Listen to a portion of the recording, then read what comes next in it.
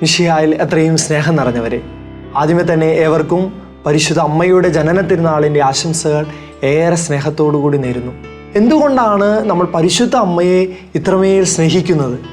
നമ്മൾ നോക്കിക്കഴിഞ്ഞാൽ നമ്മുടെ മിക്ക ദേവാലയങ്ങളിലും സ്ഥാപനങ്ങളിലും വാഹനങ്ങളിലും നമ്മുടെ പലരുടെയും പേരുകളും പരിശുദ്ധ അമ്മയുടെ പേരിലാണല്ലോ. ഓരോ കാലത്തിനും ദേശത്തിനും അനുസരിച്ച് പരിശുദ്ധ അമ്മ എല്ലാവർക്കും അമ്മയായി മാറുകയാണ്. വേളാങ്കണ്ണിയിൽ വേളാങ്കണ്ണി മാതാവായി മാറുന്നു, ഫാത്തിമയിൽ ഫാത്തിമ മാതാവ്, ലൂർദിൽ അവൾ ലൂർദ് മാതാവായി മാറുന്നു. അങ്ങനെ ഏവർക്കും പ്രിയപ്പെട്ട അമ്മയായി പരിശുദ്ധ അമ്മ മാറുകയാണ്.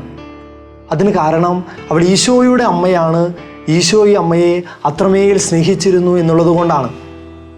മിലാൻ നഗരത്തിലെ മെത്രാൻ മരിച്ചു. ആളുകളെല്ലാവരും ഒരുമിച്ച് കൂടിയിരിക്കുകയാണ്.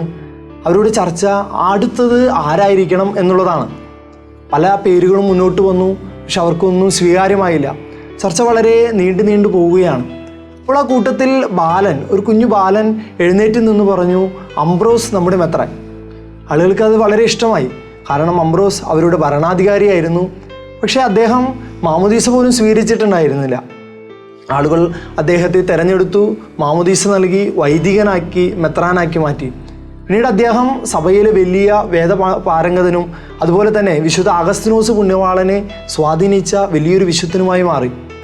ഈ മെത്രാൻ്റെ തെരഞ്ഞെടുപ്പിലേക്ക് കാരണമായത് ഒരു കുഞ്ഞു ബാലൻ്റെ ഉച്ചത്തിലുള്ള സംസാരമാണല്ലോ. വാക്കുകൾ കൂട്ടിച്ചൊല്ലാൻ വയ്യാത്ത കിടാങ്ങളെ ദീർഘദർശനം ചെയ്യും ദൈവജ്ഞരല്ലോ നിങ്ങളെന്ന് കുഞ്ഞുങ്ങളെക്കുറിച്ച് പാടിയത് വൈലോപ്പിള്ളി ശ്രീധരമേനോനാണല്ലോ. ഈശോ കുഞ്ഞുങ്ങളെ വളരെ ഗൗരവമായിട്ടാണ് എടുത്തിട്ടുള്ളത്. ഈശോയുടെ അടുക്കൽ ഒരിക്കൽ ശിഷ്യന്മാർ വന്നിട്ട് പറയുന്നുണ്ട്, കർത്താവേ, സ്വർഗരാജ്യത്തിലെ വലിയവൻ ആരാണ്? ഈശോ അതിന് മറുപടി നൽകിയത് ഒരു കുഞ്ഞിനെ നിർത്തി അവരുടെ മധ്യ നിർത്തിക്കൊണ്ടാണ്. മത്തായിയുടെ സുവിശേഷം 18-ാം അധ്യായം 3-ാം വചനത്തിൽ നമ്മൾ വായിക്കുന്നു, സത്യമായി ഞാൻ നിങ്ങളോട് പറയുന്നു, നിങ്ങൾ മാനസാന്തരപ്പെട്ട് ശിശുക്കളെ പോലെ ആകുന്നില്ലെങ്കിൽ സ്വർഗരാജ്യത്തിൽ പ്രവേശിക്കുകയില്ല. ഇതുപോലുള്ള ഒരു ശിശുവിനെ എൻ്റെ നാമത്തിൽ സ്വീകരിക്കുന്നവൻ എന്നെ തന്നെയാണ് സ്വീകരിക്കുന്നത് എന്ന് ഈശോ പറയുകയാണ്. ഈ ശിശുക്കളുടെ പ്രത്യേകത എന്താണ്? അവർക്ക് എപ്പോഴും എല്ലാ കാര്യങ്ങളിലും ഒരു ആശ്രയം വേണം. സ്വന്തമായിട്ടൊന്നും ചെയ്യാനാവാത്തൊരവസ്ഥ. 3-ാം ക്ലാസ്സിൽ പഠിക്കുമ്പോൾ എൻ്റെ അപ്പച്ചനും എന്നോടൊരു ചോദ്യം ചോദിക്കുമായിരുന്നു, നിനക്ക് അപ്പച്ചനോടാണോ അമ്മച്ചിയോടാണോ ഏറ്റവും കൂടുതൽ ഇഷ്ടമെന്ന്. അപ്പോൾ ഞാൻ പറയും, എനിക്ക് രണ്ടുപേരെയും ഒരേപോലെ ഇഷ്ടമാണ്. അപ്പോൾ അടുത്ത ചോദ്യം ചോദിക്കും, എന്നാലും ഒരു ഇച്ചിരി, ഒരു പൊടിക്ക് ഇഷ്ടം കൂടുതൽ ആരോടാണ്? അപ്പോൾ ഞാൻ പറയും, അമ്മച്ചിയോടാണ് എനിക്കിഷ്ടമെന്ന്. സെമിനാരിയിൽ ചേർന്നതിന് ശേഷം ഞങ്ങൾക്ക് ആഴ്ചയിൽ ഒരിക്കലാണ് മൊബൈൽ ഫോണൊക്കെ കിട്ടുന്നത്.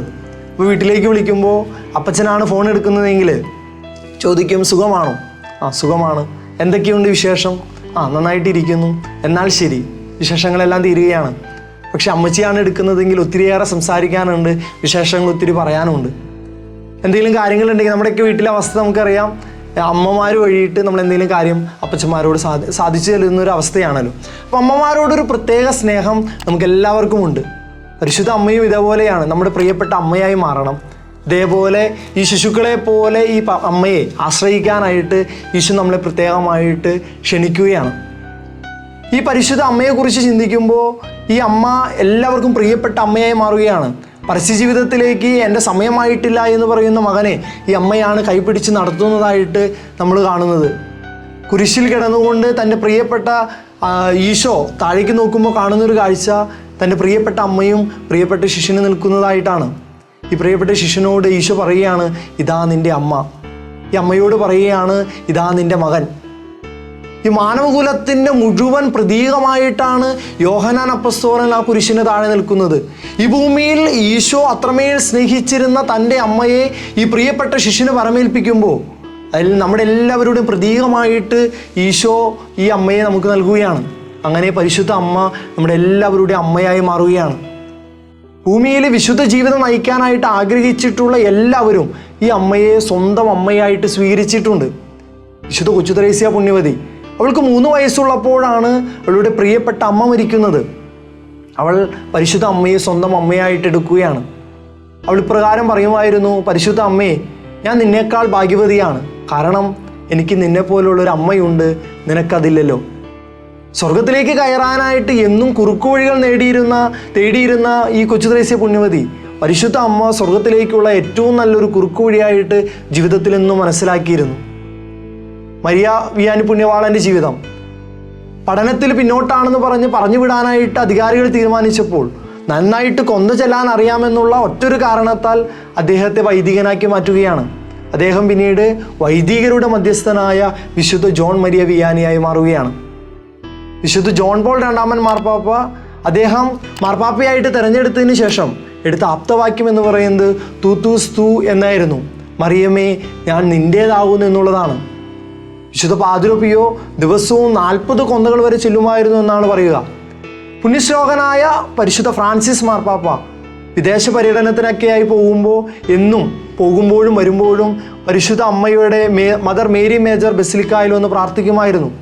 അമ്മയുടെ മടിത്തട്ടിൽ അന്ത്യവിശ്രമം കൊള്ളണമെന്ന് പരിശുദ്ധ ഫ്രാൻസിസ് മാർപ്പാപ്പ ആഗ്രഹിച്ചു. നമ്മളെല്ലാവരും ഈ വിശുദ്ധരുടെ ജീവിതം പോലെ പരിശുദ്ധ അമ്മയെ നമ്മുടെ അമ്മയായിട്ട് സ്വീകരിക്കണം. വിശുദ്ധ ബർണാദ് പുണ്യവാളൻ പ്രാർത്ഥിക്കുന്നുണ്ടല്ലോ, അപേക്ഷിച്ചാൽ ഉപേക്ഷിക്കാത്തവളാണ് പരിശുദ്ധ അമ്മ എന്നുള്ളത്. നമ്മുടെ എല്ലാവരുടെയും ജീവിതത്തിലെ അനുഭവമാണത്. ഈശോ നമ്മളോട് ആവശ്യപ്പെടുന്നത് ഈ ശിശുസഹജമായ സ്നേഹത്തോടെ പരിശുദ്ധ അമ്മയെ നമ്മുടെ അമ്മയായിട്ട് നമുക്ക് സ്വീകരിക്കാം. വളരെ പ്രത്യേകമായിട്ട് നമ്മൾ പരിശുദ്ധ അമ്മയുടെ ജനന തിരുനാളിന് ഒരുങ്ങുമ്പോൾ നമുക്ക് കുറേ കൂടിയും ആത്മശോധന ചെയ്യാം. ഈ അമ്മയോടുള്ള നമ്മുടെ സ്നേഹം എപ്രകാരമാണ്? നമ്മുടെ കുടുംബ പ്രാർത്ഥനകൾ മുടങ്ങിപ്പോകുന്നുണ്ടെങ്കിൽ, നമ്മുടെ കൊന്തകൾ മുടങ്ങിപ്പോകുന്നുണ്ടെങ്കിൽ കുറച്ചുകൂടി തീഷ്ണതയോടെ പരിശുദ്ധ അമ്മയെ സ്നേഹിക്കാനായിട്ട്, നമ്മുടെ അമ്മയായിട്ട് സ്വീകരിക്കാനായിട്ട് നമുക്ക് പരിശ്രമിക്കാം. ഒരിക്കൽ കൂടി ഏവർക്കും പരിശുദ്ധ അമ്മയുടെ ജനന തിരുനാളിൻ്റെ എല്ലാവിധ ആശംസകളും നേരുന്നു. ഈശോ നമ്മെ അനുഗ്രഹിക്കട്ടെ.